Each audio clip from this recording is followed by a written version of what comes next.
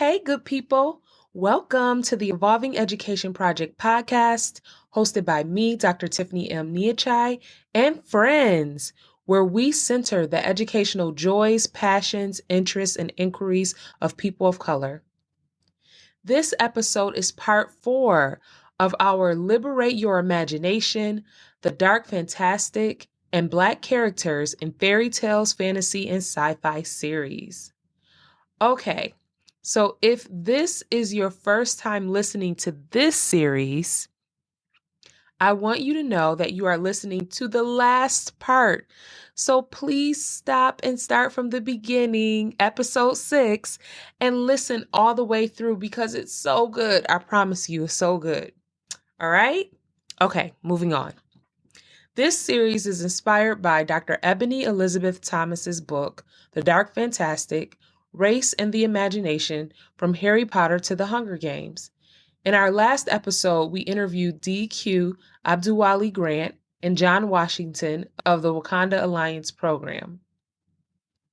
And for this episode, we are in conversation with Anthony Pierce and Davon McCune, 2 of the other creators and facilitators of the program, so that we can learn more about how they liberate imaginations session by session, workshop by workshop. The Wakanda Alliance program was developed to help readers explore the historical context behind Marvel's most famous African heroes, the Black Panther, T'Challa, and his sister Shuri. Through this program, families engage in reading, arts, and team-building activities, achieving the goal of a stronger, smarter, and inspired community.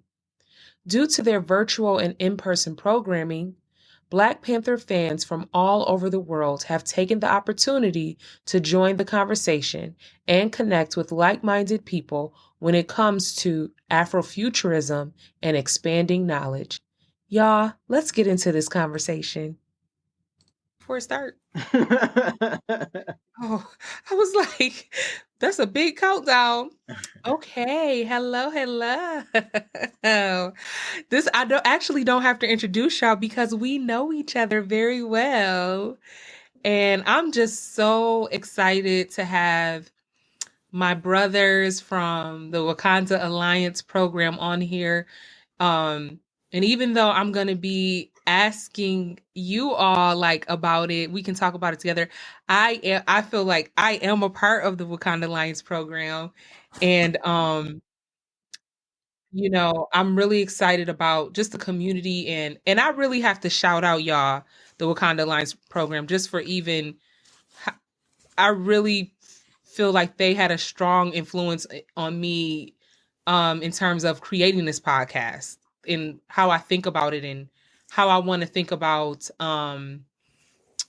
you all had a great influence on me with it. Like, I think my creativity and reminding myself of, going in and out of institutional spaces to be inspired, to think about my work in the world, to, really think about where is this work happening? Where is this work really happening? Who's really doing the work with our people? And you all are doing that. I'm glad to be a part of it. But I mean, just the example, I'm privileged to be a part of this and to even see the work that you all have done in Buffalo with Black youth and Black families and Black fathers and just, I mean, it's so rich. It's so rich. And I was late to the party. And so I don't know, just tell us, Anthony or Davon, whoever, let's just have a conversation. But like, what is the Wakanda Alliance program like? Because people be listening from all over. So what is it? Yeah, I would say you're not even late to the party. You were right on time, Tiff. You came at a perfect moment and you jumped right in. Like, I think you were quiet for maybe like the first 1 or 2 events you were on. And then like the next one, you started like engaging the kids a lot more and then offering your opinion. So you were right on time. And, we needed your input as well to sharpen this well-oiled machine that we have called the Wakanda Alliance program. So for the listeners, the Wakanda Alliance program is a reading and activity workshop designed for kids and their families to learn about the African diaspora using the Black Panther and Shuri comics. So, and we teach everything through the lens of Africa. So it's looking at the past, the present, and the future to understand how we can learn from all points of those timescapes, and then doing our own stories, telling our own journeys, developing our own journeys, building our own pathways. So that's the short version. Yeah. Would you add to that, Davon? Yeah. I think it was a good summarization. But, within it, we've grown and we've expanded. We're a collective of different people of the community. And so we have educators at the collegiate level and after school programming and high school level. We have community activists and organizers who are on the ground as we go through these changing times. We have entrepreneurs, we have entertainers, we have artists, visual, performing, musical, poetry, and we all bring something a little different within it, trying to really heal and unite our community and to learn about the systems, which is usually termed as critical consciousness building, but learn about the systems that run our lives. So whether it's political, economic, health, environment, so all of those things, and then how do they really intersect and really control aspects of our lives that sometimes we just are ignorant to, because we feel like we're just living our everyday lives. And so being able to connect on those points and those levels, and really being able to give face to ancestry that's forgotten, and give birth to a creativity that most young people have, and that we kind of lose as we become adults because of different responsibilities. So how can we keep that fire in our youth, and how can we rekindle that in our adults? So I guess what I want. So how did it? So our theme for this series is about Black characters in fairy tales and sci-fi, and thinking about that, and we based it on this book by called The Dark Fantastic Race and the Imagination from Harry Potter to the Hunger Games by Ebony Elizabeth Thomas.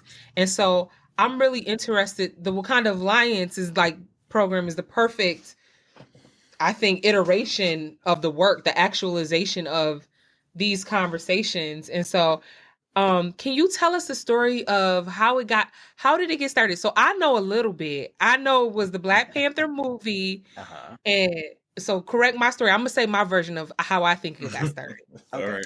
Cool. So how I think it got started is y'all was, a lot of y'all were already in community with each other. Y'all knew each other anyway. And the Black Panther movie came out. Y'all went to see it. And then y'all was just like, now what? We got to do something. We got to make it different. We can't just see the movie. And then, okay, we'll go on with my story. What was I right? Was I wrong? What you gonna fix? What you gonna add to it? That's how the fire started. I don't know if the speed in which we created Wakanda Alliance came together, with the passion that they had. But I'm not sure, Ant, you can connect me if I'm wrong. I think John is the connecting point for all of us. Yeah, between him and DQ. DQ was already in my ear about just like different things that were going on, and just painting this picture like we had. He was like just trying to sell me on something, and I was like, I'm in it. I don't know what it is just yet, but he, you know what I'm saying? He was doing a Birdman hand rub for about a good 8 months before something started to take shape. But yeah, between him and John, they had the idea going because they were exchanging things even before the movie came out. So once it did, then they connected, me being into media, marketing, web design, or not web design, photography, media, and all that. And then Devon's planning skills, youth development, and all that. So then they connected the dots. We all met up, and just had the ideas flowing after that, and it just started to roll together really well. And this was at the beginning of 2019. So a year, unfortunately, not even a year after the movie came out. Yeah, unfortunately, we don't have John and DQ with us, but they've been friends for a while and into the comic book scene. And so before Black Panther came out, when it was announced, they've had ideas. And they talked about, and like, because they grew up in a time, John in the 90s and DQ a little before that, they grew up in a time when, it wasn't necessarily cool to be into comics. It's one thing to be into hip hop, which both of them are in, and there's a street code and there's things that you follow. But if you talk to John or DQ, they'll tell you how they had to hide their comic books, And so with Black Panther coming to the stage in a way that no Black superhero really has been presented on this level, they really saw something deep. And so they put together a showing of the Black Panther. They rented out, I believe 4 movie theaters. Mm-hmm. And so I was connected to John through our youth programs. I was at BCAT at the time, and John was at Push at the time. And so bought tickets and T-shirts and stuff for my kids. We came and we showed up, and my kids are in Main Street. We're in the middle of the city. Most of them from the east side, though. And John's kids is deep in the west side, deeply refugee and immigrant. And you would have thought they've been best friends for a lifetime.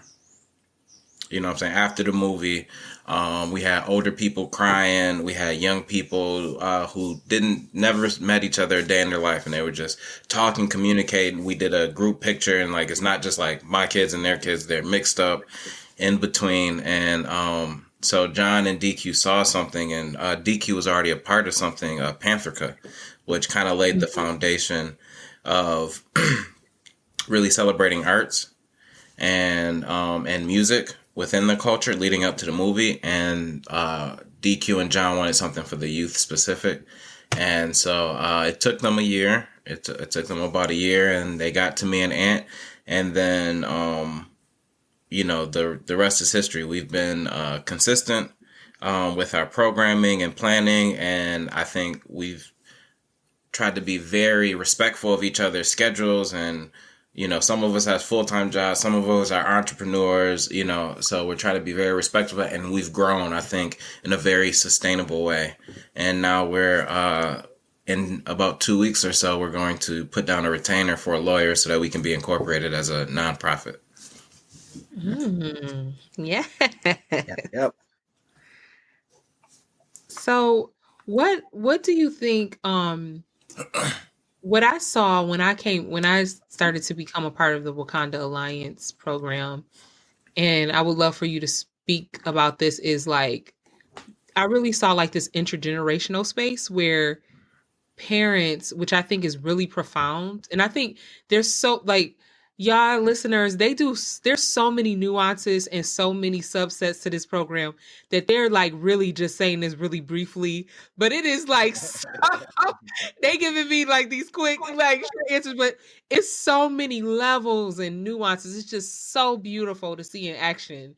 And what do you think led to like how I feel like it's an intergenerational space? Like there's, like you see families attending together and having these conversations around comics, and ancestry and our African heritage, and you see fathers with their daughters or their sons, just they're engaging in these conversations. And even when you so you two are the main facilitators, and when you're teaching and everybody's participating across ages and learning from each other, and how do you think that came to be? Because I know that it sounds like the initial focus was like the youth, like we're going to do this for the youth and we're going to bring the youth. But how did it become like this intergenerational space? I think that that's always been a passion of mine, of something that's been missing, being in programming, and I think also the flexibility that we have towards each other is also the same flexibility that we've granted to the program, and so I think for me, and how I remember it, I thought John would do more facilitating, and I thought DQ would do more facilitating because of his knowledge of the comics. And then and Ant came in. I thought Ant was going to be doing more of the videography and more of the website stuff. And when the first day it was like, okay, you can go. It's just like, and I'm like, where you guys at? And then It's like a rap cipher where you think somebody about to just go in and kill it, but you already got the momentum going, so you just keep on going. That's like the best way I can do it. Yeah, and the skills of Ant and like his creativity, and just dedication. I think passion towards the culture and the comic book, and being like, yeah, I'll come in and make a PowerPoint, blah, say blah, and then like, yeah, I can lead this part or whatnot, and it turned very symbiotic. In the same way with our kids, with putting the word out there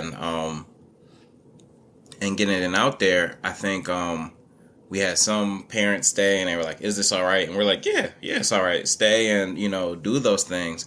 And after like for me, after the first one, when I seen them staying and like we always envisioned that we would have food and fellowship, from that first day, I started envisioning how can we build these relationships in a way that is really not just intergenerational, but intercommunal. So I really try to separate parents from their kids and get them to sit with other people's kids. And we try to, within presentations that we have before the comic book reading, there's a theme or whatnot. So asking questions during mealtime, different tables had different questions. You would sit with different adults and youth, and it really brought something special where some parents got to see a side, an articulation, a creativity from their kids that they've never seen before. And then some of the parents was like, yo, this little brother's deep. Like I just got my son in, he's great, but this person is deep. Like I didn't know that there's these levels that they can achieve and attain. And I think from that, we all just embraced it. And I think we all had some youth that we had in mind, and especially like DQ would bring in a young man that's close to him, whose father is not particularly in his life. So being able to see that and not just be around kids, but like, oh, there's an example of a father supporting his son or whatnot. I may not have it, but I can see it, and also I have DQ who's trying to be that for me, whatever their relationship is, and I think it's blossomed from there. Anything you want to add, Ant? For sure. I just want to say real quick, like it's mentorship that you're like, it's so much more like it's also like mentoring happening of other, and it's like, it's really like this village approach to our Black children. Okay. Sorry, Anthony. No, you're good. I'll add that for a parent to see something their kid loves, like, so when kid, okay, so it's different from watching the show with the kids, right? Like when you got your kid, they're watching Power Rangers, you're like, okay, there's stuff happening on the screen, I can go cook, or I can go handle my business, call a phone, whatever. But for there to be a space where they're watching a superhero, learning about a superhero, but also having conversations about culture and identity and community and race and things like that, I think that adds a few different dimensions to it. And instead of just dropping your kid off, you want to stay and you want to see how your child is learning, but how other kids are learning. And you see other parents there, so it's just a lot more powerful that you can witness that. And then I'll also add that some of the parents are comic fans themselves. So, and if they're they're usually black, so they've grown up having a few black characters on screen, not many at all. Um, so this is powerful for them to see, and then for the parents that don't have that same background or same interest in comics, because like Davon said, it wasn't popping at the time. Um, they're still learning about the culture, and still like it's almost cool to be a nerd now. It's cool to be into this stuff, and but it's still cool to see that mixed with education, mixed with activities, mixed with just building a community. So I think that also speaks to why it became an intergenerational space as well, because we had some older ladies who sat there and wanted to learn about ancestry or the history of Juneteenth or a certain tribe of African people that have like warriors and technology and sciences to them. So that all speaks to why it's such a success for a family program and not just a kids or youth program. Yes, and I love that. So I'm thinking, so this is a two-part question. So can you take us through like the Saturday events, the magical Saturday events that you've so successfully moved, even with the pandemic, to online very well? Take us through like what those events look like, and then if you could share with us one of your most memorable Saturday events. So like about twice a month, 1 to 2 times a month, there's an event, a Wakanda Alliance program event that happens on a Saturday. And so that's what we're talking about here. And this is where these intergenerational, intercommunal spaces happen. And Anthony and Davon do a lot of work to organize those and pull it together. And so tell us what. So I'm gonna say it again. So tell us what what those Saturday, what those are like, what happens during those times, and what was one of your most memorable Saturday events through the Wakanda Alliance program. Okay, I'll start. I think pre-COVID and post-COVID, we've always had music. I'm a rapper, entertainer, MC, so that's always been important for me. And it's just nice to come into a space with music and try to switch it up, have some Afrobeat playing, have some positive rappers playing. Yellow Pain has a track called Wakanda, talking about turning the hood into Wakanda, so I like to play that. And then this year we've made a deep connection with a new artist to us, Lavender Freddy. We met him over Instagram, and his then new project, he's a new one that's coming out, but his then new project, There's Black People in the Future, was coming out, and that was it just fit perfectly with us. So you come into a space and we have music playing. You are greeted by some beautiful or handsome Black people that want to give you a hug and are missing that part post-COVID. COVID, and then we get into a few announcements. We go into, traditionally we've done presentation at the beginning. We'll do a presentation we try to have it that's something that's related to the comic, and then something that is related to what's going on in the world at the time. So like our first June, we went and we did a Juneteenth presentation. And so you'll get that. Then after that, pre-COVID, we would go into the comic. We would read the comic together. We would have some discussion about it, and then we would go eat. And while we were eating, we would be fellowshipping, and there would be questions. And their parents, kids, they would talk, have a good time. We'd come back, and we would end in a sharing circle. And we just have maybe like one adult and one youth from each group would share, and then we'd come back. Post-COVID, we had to go online, and so we knew just doing like a presentation and reading would not be as engaging, and so we wanted to add something. And so what we have tried to do, And normally you'll see we'll have like one visual artist and then one performing artist. And performing could be music or it could be poetry. And we've also we've gotten a little more time. I think, COVID has gotten John one spot where he can't escape because it's online. So John's memory is amazing, and also his ability to communicate with government officials at the highest level, but also with children, and make sure that the message is heard is a very unique skill. And his ability, it reminds me of like a modern Cornel West, where Cornel West will mix in musicians and actors along with civil rights leaders. So he'll talk about John Coltrane in the same sentence with Martin Luther King, and you'll hear John, he's able to mix in the Black Panther with Fred Hampton. And so he's got a section called Pass the Peas, where he really keeps us abreast of what's going on in our community, and then also a little bit nationwide. And especially with the summer and the George Floyd protests, and with lockdowns and things of that nature,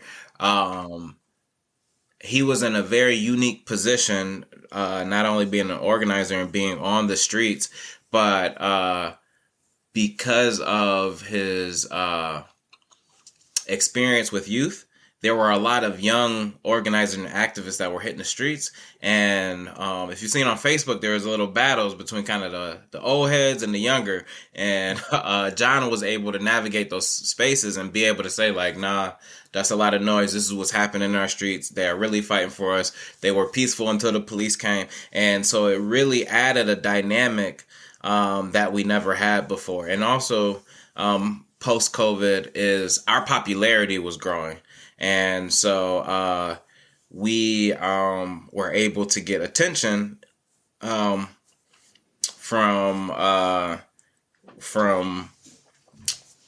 people from across the world, across the nation, across the world in Africa and Brazil. And we had a relationship with Stacey Robinson, which sometimes when somebody comes from your hometown, and he wasn't born here but spent some college years and he was a professor here, he claims Buffalo.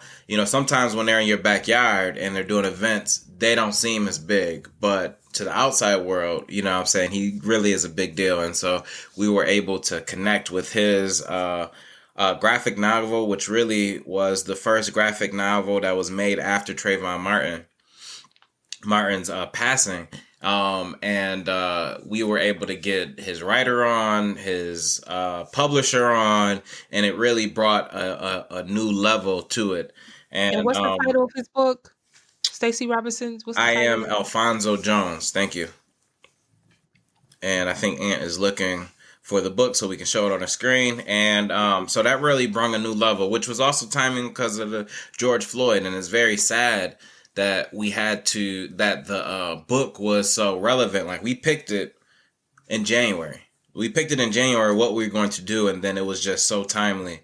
And the conversations that it spurred, and the way parents and youth were able to connect over it, and able to, I think, also a space for fathers to be more vulnerable to say, like, I'm really scared for my child. Like, I need, like, like strong Black men, what I'm saying, that beat you up any other day, to be like, I'm afraid because I am not God. I cannot protect my youth when he goes to school. I cannot protect my youth when he's around police officers downtown or near the basketball courts. And so, yeah, it's something amazing. And I know you got more to add. I just want to say one thing to what you said before I forget. I think that part about that you were saying, Davon, about John, that we added with him reporting news in about what was happening in Buffalo with the protests, with the uprisings. And, I thought that was really profound. That's why to my listeners, I have to keep pulling it out of them, because they do so much. They this group is so powerful that I'm just going to keep pulling it out of them and make them tell all of these nuances. Yeah. But to say, to like give space to an activist, someone that's on the ground, instead of just what we see on these news coverages that makes it like we're just out here doing whatever. And even the way John was able to report and how that was a part of the programming, like, this is what's happening this summer. This is some news. This is the latest thing that happened downtown. We need folks, and I feel like organizing, like, we need folks to show up to this rally. We need folks to, sign this petition, to do all of this. And then we get into the comics. I mean, it's just like, it's so much. And guess what? And guess what? And then after that, we have an artist. It's like, whoa, it's like this is the real activism, the social justice work that we need to do. Let's learn deeper about ourselves. And then here is something to feed our souls. Here's something, some joy, some artistry, some creativity. And I really appreciated that's so revolutionary to like have our own news station around, what is happening from our, like, we're a legitimate news reporter of what's happening in our neighborhoods and on our streets, with George Floyd. How are we reacting to it? And don't believe what, you just get this one narrative. But let me tell you, here are some real activists who was there, what is their perspective on what happened with these uprisings, and what really went down. And that is something that for me was just so powerful, because I feel like we haven't had that. We don't have that a lot, where the activists themselves are the news reporters. It's the other people that's telling the story that's not. And then to have a space where local artists are celebrated, where local artists are, like, Buffalo-based artists come through this program all the time, and all types of artists, singers, rappers, visual artists. I mean, it's just so profound. And Davon, I might ask you towards the end of the show to spit something for us if you can. If you got something in you, it's because you're a rapper. Yes, but okay, Anthony, I'm so sorry. I just had to say that because y'all so humble. I have to listen. Go ahead, Anthony. Yeah, I'll speak on the preparation it takes for a lot of these events. We meet every week. We have about 17 group chats, some on Facebook, some on. So, but sourcing the information is challenging, but at the same time, it's fun because we're so interested in our cultures and in other people's cultures, and in just in what it takes to bring people together and then inform them, especially when we're working with sensitive topics like identity, like even like gender roles. We've had those conversations as well. And for the four of us, me, Davon, DQ, and John, and then everybody else who's involved with us, for us to have such open minds and be attentive to people's needs and everything. Even in the comic world, there's still a lot of toxic going on in the comic world. Not everybody could do this. So us being together and having those open minds and still being able to talk about these different topics just helps the program overall. It makes an environment where everybody can come and not feel like they're slighted or misrepresented or anything like that. Even when it comes to looking up African history for some of the projects as well, because there's already tension because there's African and then Black, and then there's a lot of people who look at the other side and don't think they belong, or have a painted version that was done by someone else, in the way that they can't really see who that person is at their heart. And I'm not African. I haven't been to Africa. I have some African friends, and I got Google. So between all those different things, I can only find so much information, but I also keep it aware that, hey, I'm not a scientist. I'm not a researcher. Well, I guess I am. Yes, Because you I'm not the. are. Don't you Yeah, don't give them right. all That's that why I had to credit. rephrase it, right? Yes, I'm and you not a. got educator, all of that. Yeah, and but I'm not a professor. But yeah, so like, just keeping aware that that things are at work, but also being open to say, hey, I don't know all these different things. You're welcome to put input into this thing as well. And then as far as my favorite memory, so as the Wakanda Alliance program, that's like the program. We call ourselves the Galactic Tribe as more of like a village Yes. mindset and an overhead, if you will, of how, a program setting, things like that. So we were contracted to lead a conversation on Afrofuturism and neighborhood development. So when we did that, we wanted somebody to kind of to stand as a testimonial. So we got our brother James on, and James has two kids, Logan and Skylar. They are, I think, 13 and 15 respectively, or maybe a little further apart in age. But we got to have them speak about what the program is and why being in our program was revolutionary for them. And it was heartwarming for me to see that the kids not regurgitate. I didn't want to use that word, but they spoke as if they had just learned this thing yesterday. And I taught this to them 6-7 months ago.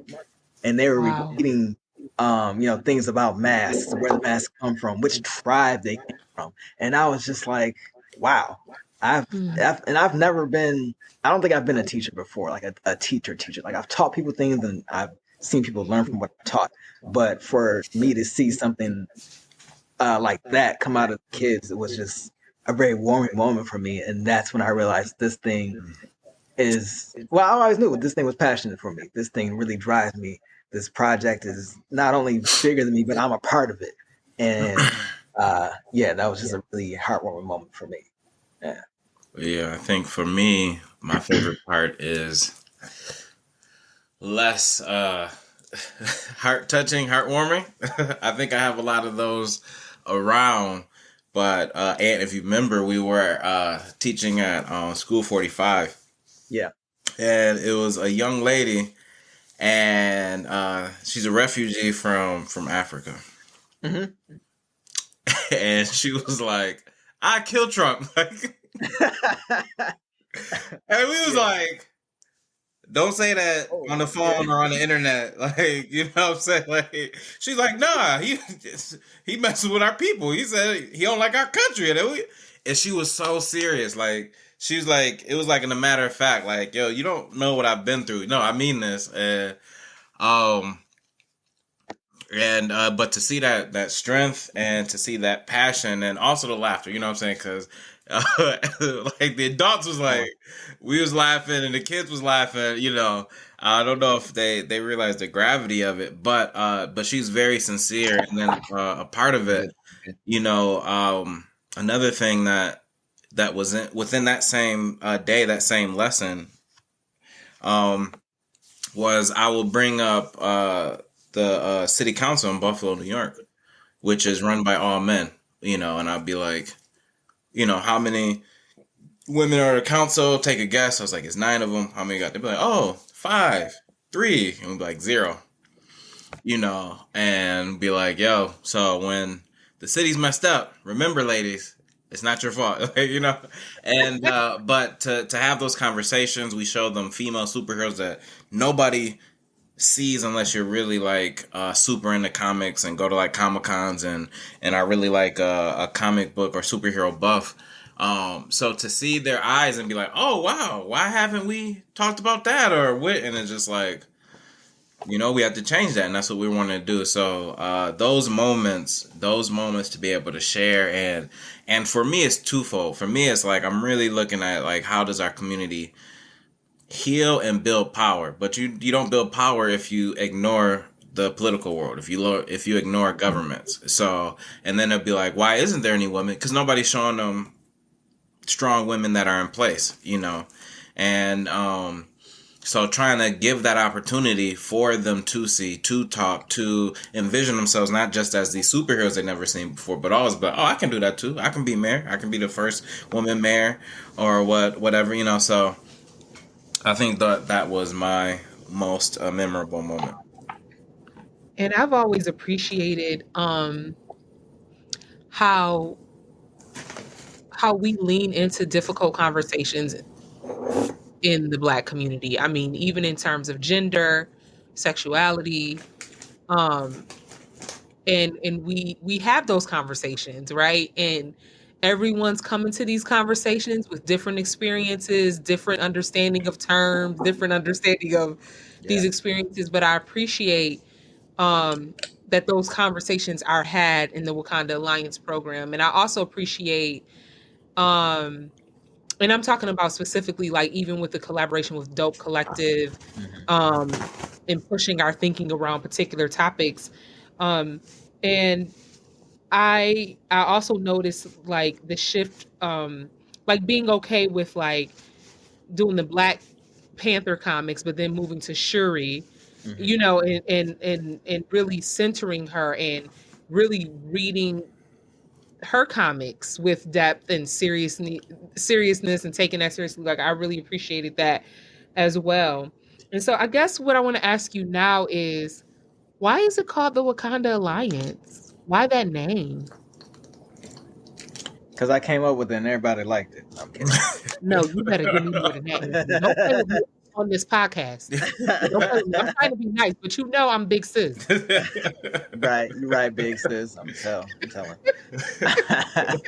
I would say the alliance part matters a lot because you have to have allies. You know, you have to have people, even when you disagree with, you know, your brother or your sister or someone who isn't, you know, who doesn't look like you or talk like you, act like you, whether there is a race gap or a wage gap or any type of gap, you still have to realize there's a bigger picture and there's something bigger at work than whatever petty thing you have amongst yourselves. But also so people could feel like they're part of something. When you have an alliance, you have people who are allied together for a common cause.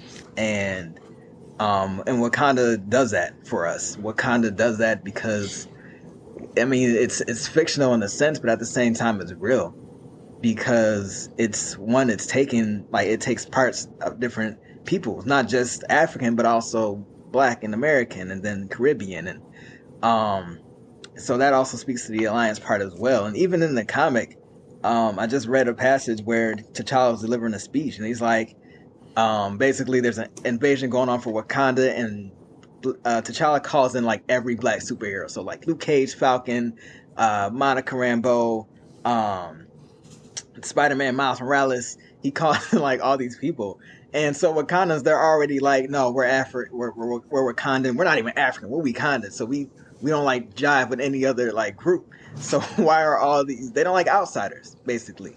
But T'Challa reminds them, like, listen, we're here for a common cause. Like, these people aren't Wakandan by blood, but they're Wakandan by legion. So them being here makes them kind of Wakandan by extension. And because they're willing to put down their lives to protect this nation, to protect your homes, they're also Wakandan by extension in a sense. So, and that's why we're looking at this comic from a bigger perspective, because the typical comic fan is just like, oh, I don't like this because of this. I don't like this because of this. And, you know, we're re-envisioning what it means to read comics. You can't do this with Batman. You can't do this with Superman. You can't do this with a lot of other comics, not even like Black comics or characters with comics with a Black main character. So that's why it speaks so much that what we're doing is what we're doing.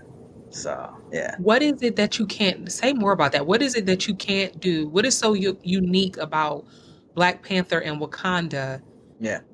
What is it that you can't do with other comics like Batman or Spider-Man that you can do with Black Panther? I would say that because the majority of characters are American, they're coming from, you know, American standpoints. They're being written by white Americans, even if they're like the nicest guy ever. At the same time, they have limited perspective.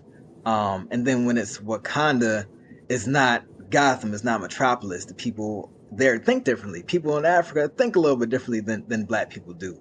There's also like a sense of tribalism in a sense, if that's like that. I mean, that's a coined word, but that is a different type of mindset that Black people can inherit, of course. And then there's also like a sense of pride too that comes with being a Wakandan that doesn't fit with any other place in the world, really. Even if you have like Japanese nationalism, it's not the same as like this Wakandan nationalism. And also seeing things like kings and seeing them be in touch with spirituality as well. All those different fronts that they look at differently than other places in the world. And how in tune they are with other spirits and nature and each other and technology at the same time. And their language and like, you know, that's something that really speaks to everybody. I think that's why not only the movie, but how Wakanda as an idea reaches people in a way that no other comic or no other fictional place can. Hogwarts can't do that. You know what I'm saying? You can be a wizard all you want, but like it's just a little bit different. So yeah. I think it's beyond just a little bit different. I think that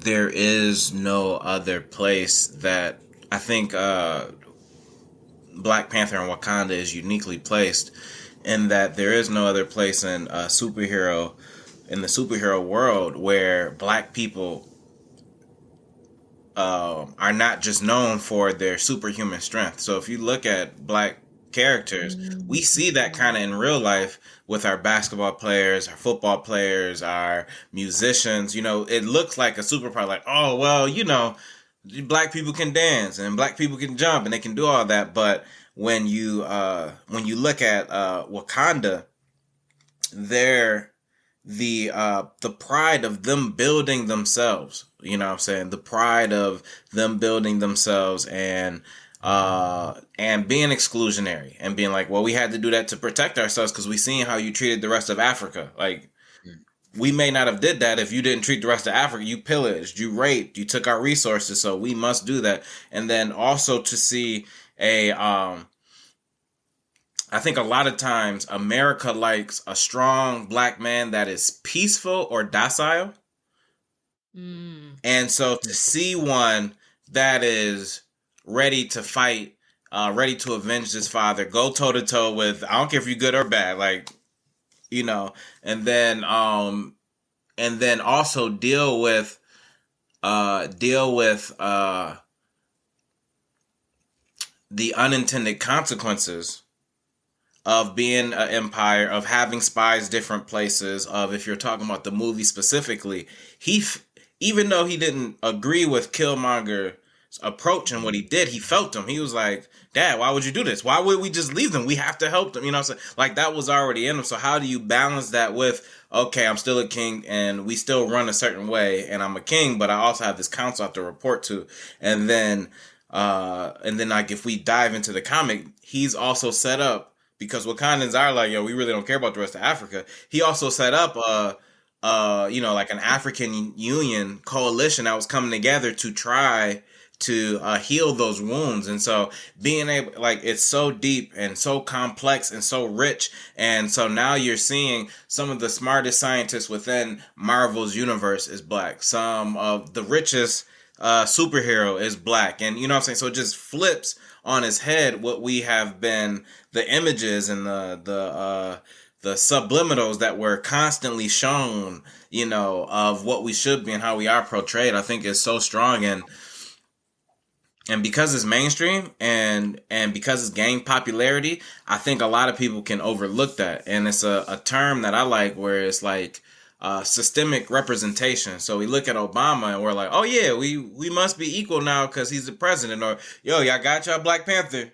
You know what I'm saying? Y'all should be good now. But it's like, it's still, and it's helped us. We've praised it. We've danced. We've, you know, put on our African garb and we celebrate. And they're like, why are you celebrating? Because of the pain, because of 400 years of having a foot on our neck. You know what I'm saying? But it still is at a level of, I would say, systemic representation, and we're trying to fight. We're trying to do our part. Like Ant said, is something that's bigger than us, but we're a part of it. We're trying to do our part to bring that systemic transformation, and it's been very focused and intentional from the beginning. The Sherry from the beginning. It wasn't like, oh, let's do this. No. It was from the beginning. It was like, we're going to do 2 Saturdays a month, 1 Black Panther and 1 Sherry. Like, there's no ifs, ands, or buts about it, you know? And so trying to really put in there because, you know, young ladies within the weeb, the nerd, the blurred, the gaming, you know what I'm saying? It's still very sexist. You know what I'm saying? Like,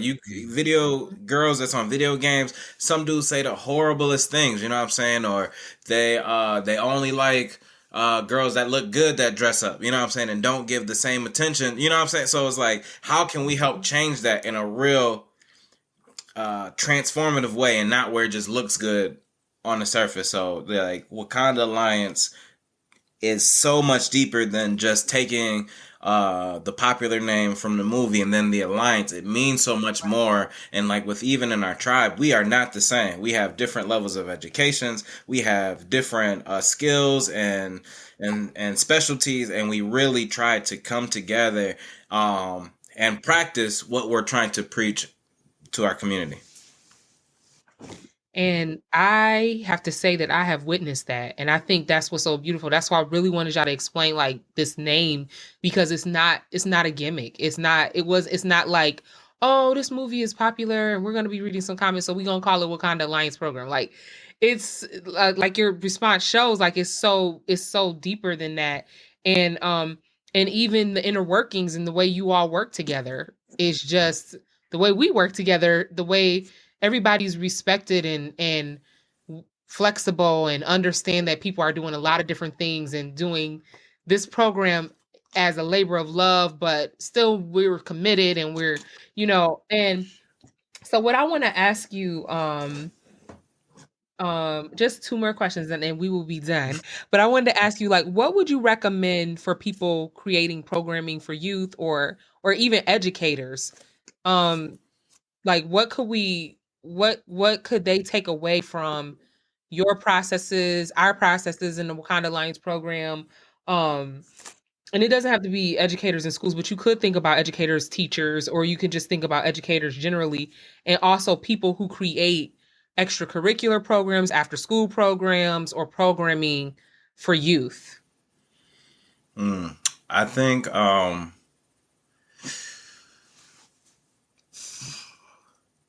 man, that's you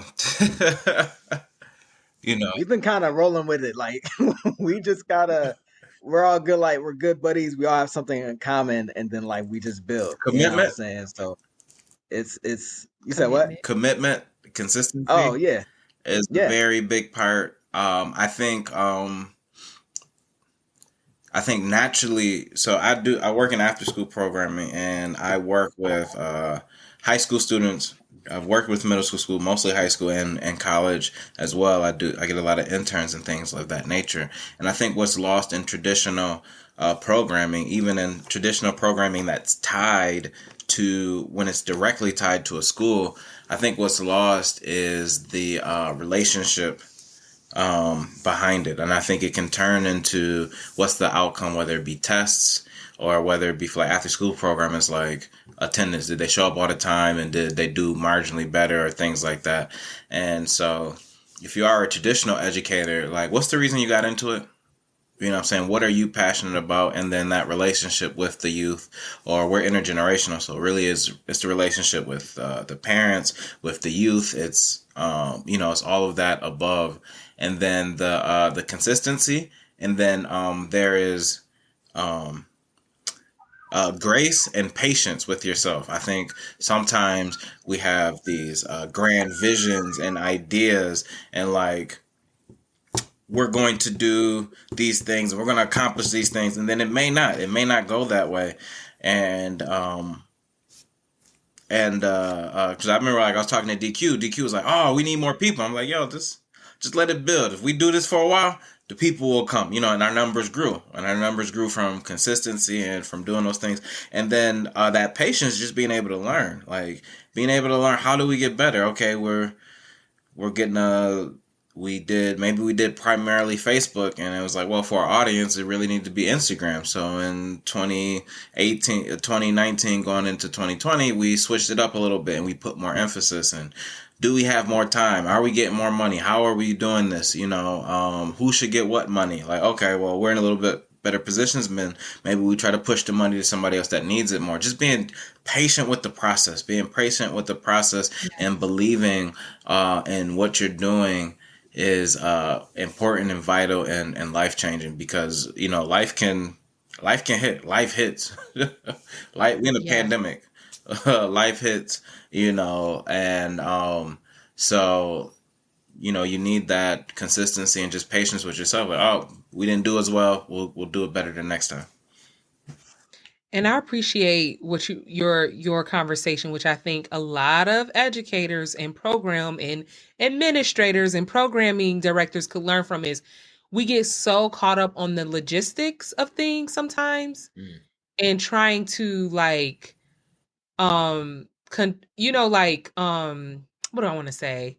The bureaucracy of a program versus what's actually happening, that it takes away the joy from it. So like, yes, you do want students to be, when you're doing programming or whatever, you want them to come and you want the attendance to be good.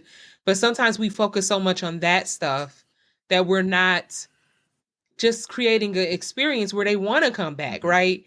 And you hounding, the participants or the youth down, like, you need to come and da-da-da, and I need you to do this. And I just feel like as someone who's coming into this space, being in schools, being a classroom teacher, like the stress I realize being in a space like this, educating youth, whenever I'm out of schools, actually, it's just the stress goes down like 1,000%. And the youth is still there. So the youth are not the problem, right? It's like they're not the problem. The young people, the children, like it's still the same demographics that's in this after school program in this Black neighborhood. This the same student that's gonna show up in your classroom or at your after school program during the week, right? And so what is it? It's like the stress of like the bureaucracy. And so it's nice because the energy, we're not spending so much energy on that. You could really just focus on the work and being with young people. What were you going to say, Anthony? No, I mean, I don't have as much experience in the scholastic environment as y'all do. So I'm kind of on the outside looking in, but definitely building that relationship with people who come, just talking to them real general and casual, and not having the end result in mind all the time too. It helps to just be in the moment and observe what somebody is thinking, see what they're thinking, and take that in, and then respond to it in a really heartfelt manner that isn't blocked by schisms or whatnot.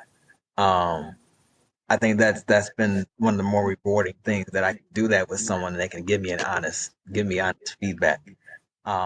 And then also just having a good work environment. You know what I'm saying? So people who look like me and understand like things that I'm going through, or understand what they're going through, and giving them space to express what they're going through, or take some time off and go through what they need to go through and pick up the slice, so the mission can get done. So all those different things work together really well for this program. Yeah. Okay, so where can we find out more about the Wakanda Alliance program? Because y'all need to be attending the Saturday event. You need to be following us. You need to be looking at everything. So tell us about where people can find out more information and follow and all that. Yep, we have programs every second and fourth Saturday of the month, 12 p.m. to 2:30 p.m., sometimes a little longer, depending on how heated things get. Hybrid event, in-person event. We stream through Instagram at Wakanda Alliance, Twitter at Wakanda Alliance, Facebook Wakanda Alliance Program. Our website, thegalactictribe.org. We also have a blog on there. We have monthly posts on when our events are. You can join in through the Zoom via our website or whatever link that you click. And we also have donations set up as well. That's on our website. I think that's everything we do. You can check out our YouTube. We'll have the recording up on YouTube. Yep, our YouTube is also Wakanda Alliance Program. I knew I was forgetting something. Yeah, YouTube Wakanda Alliance Program. That's right. Yes. Well, thank you, brothers. Thank you so much. Thank you. So welcome. For coming on here. And so we are done. Thank you. So I'm gonna press pause on this recording.